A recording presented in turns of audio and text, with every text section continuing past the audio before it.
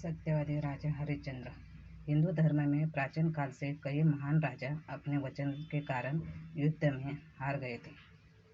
हम श्री राम की बात करें तो उन्होंने अपने पिता ने दिए हुए वचन निभाने के कारण 14 वर्ष तक वनवास किया था। वही भीष्म पितामह ने अपने माँ से दिए गए वचन के कारण कभी भी राजगद्दी पर नहीं बैठे थे। वैसे ही थे राजा हरिश्चंद्र, जो सत्यवादी और अपने वचनों का पालन करने वाले थे। यह कहानी उस वक्त है जब देवता धरती पर अपने भक्तों की परीक्षा लेने के लिए आते थे।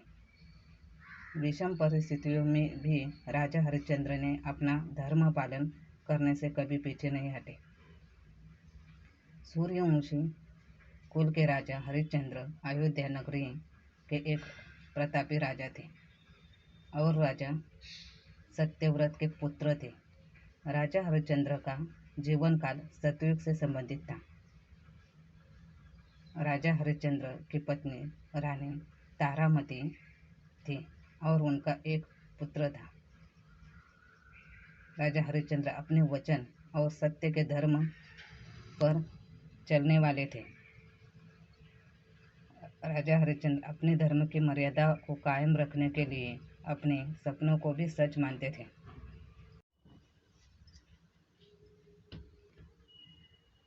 और उसको पूरा करते थे। राजा हरिश्चंद्र ने सत्य के मार्ग पर चलकर अपने महल और नगरी को त्याग दिया था।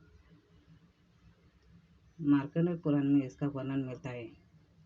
राजा हरिश्चंद्र धार्मिक, सत्य प्रिय तथा न्यायी थे। एक बार उन्होंने स्त्री की आवाज़ सुनी। वो रो रही थी। उसे ज्ञात हुआ कि वह सिद्धि रूपिणी थी। उसे प्राप्त करने के लिए विश्वामित्र घोर तप कर रहे थे। अंत में वह क्लेश पा रही थी। राजा ने उसका दुख हरने के लिए विश्वामित्र को तपस्या छोड़ने के लिए कहा। विश्वामित्र तपस्या भंग होने से बहुत क्रोध हो उठे। विश्वामित्र ने उसके अभिमान से रुष्ट होकर उससे पूछा, दान किसे देना चाहिए, किसकी रक्षा करनी चाहिए, किसकी रक्षा करनी चाहिए और किससे युद्ध करना चाहिए। राजा ने तीनों प्रश्न के उत्तर एक साथ दिए। ब्राह्मण अथवा आजीविका विहीन को, भयभीत प्राणी को शत्रु से। और इसी वजह से विश्वामित्र ने राजा की परीक्षा लेने की सोच लिया। एक रात राजा हरिश्चंद्र को एक सपने में आया कि उन्होंने अपने महल को किसी ब्राह्मण को दान कर दिया है। जब सुबह आँख खुली तो वे सपनों की घटना भूल गए थे।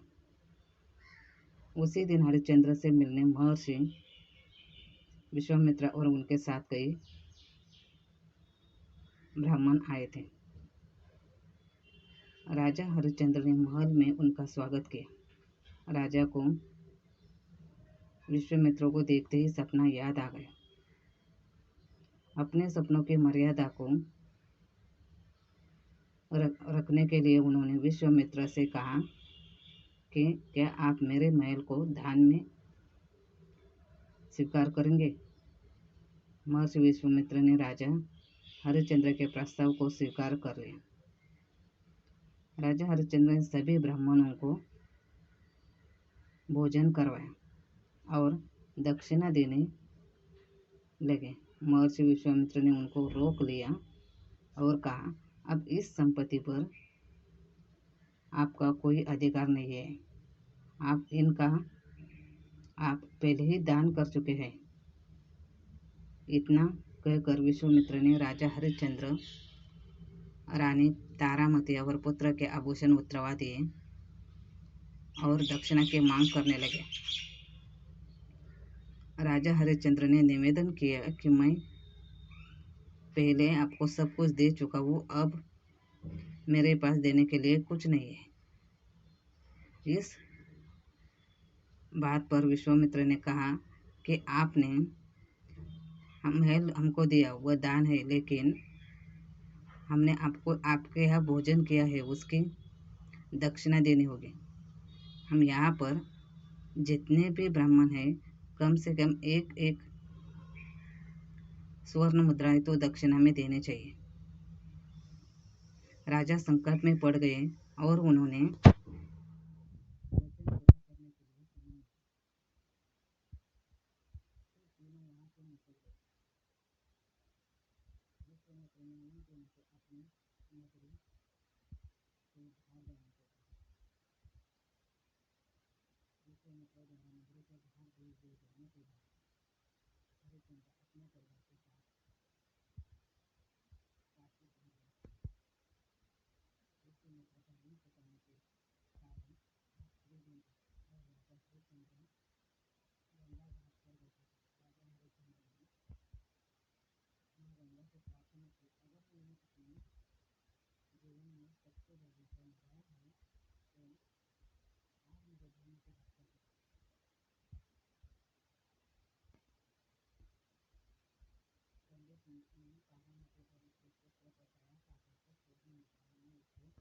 खरीद लिया।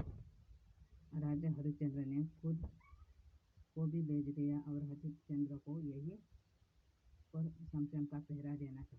वहाँ पर अंतिम क्रिया के लिए आने वाले लोगों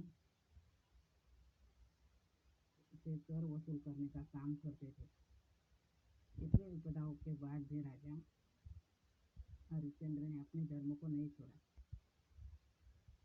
और पूरी निष्ठा से अपने धर्म को निभाने में लगे रहे। एक दिन रोहित की सर डाउन से मौत हो गई। रानी उसे शमशान लेकर गई। वहाँ राजा ने उसे पहचान लिया। रानी ने कहा कि हमारे पुत्र का अंतिम संस्कार करना है। राजा बोले, यहाँ अंतिम संस्कार करने के लिए तुम्हें पहले कर देना पड़ेगा। रानी ने कहा, मेरे पास देने के लिए कुछ भी नहीं है। राजा हरिश्चंद्र ने रानी को कहा कि बिना कर दिए यहाँ अंतिम संस्कार नहीं होता, नहीं कर सकते। रानी ने अपनी साड़ी के पल्लू को फाड़कर हरिश्चंद्र को सौंपते हुए बोली, इसके अलावा मेरे पास देने के लिए कुछ भी नहीं। चंडाल ने हरिश्चंद्र को तलवार थमाते हुए बोला कि इसकी गर्दन काट दो। तलवार को हाथ में लेकर राजा के हाथ रुक गए थे। रानी तारा ने कहा कि आप अपने हाथ रोकिए मत, ये आपके मालिक का आदेश है। और वहाँ विश्वामित्र प्रकट हुए। महर्षि विश्वामित्र ने बताया कि कुमार रोहित मरा नहीं है, ये सब तो ऋषि ने योग माया से दिखाया था। राजा हरिश्चंद्र को खरीदने वाले चांडाल के रूप में साक्षात धर्मराज थे। सत्य साक्षात नारायण का स्वरूप है। सत्य के प्रभाव से राजा हरिश्चंद्र महारानी के साथ अपने महल वापस गए। राजा को सब कुछ वापस मिल गया और इस तरह रहने अपने वचन और धर्म को निभाया। हरिश्चंद्र ने खुद के बेटे के अंतिम संस्कार करने से मना कर दिया और मालिक धर्म को निभाने के लिए अपने पत्नी पर तलवार चलाने वाले थे। इससे ज़्यादा करुणा की स्थिति क्या हो सकती है। जरूरी नहीं कई जो लोग सच्चाई के मार्ग पर चलते हैं उनके साथ कभी कुछ बुरा नहीं हो सकता। हमारे साथ जो भी होता है उसका एक कारण हो सकता है कि परमात्मा हमारी परीक्षा ले रहा है। हमें उम्मीद है कि आपको सत्य पर आधारित यह कहानी समझ में आई होगी।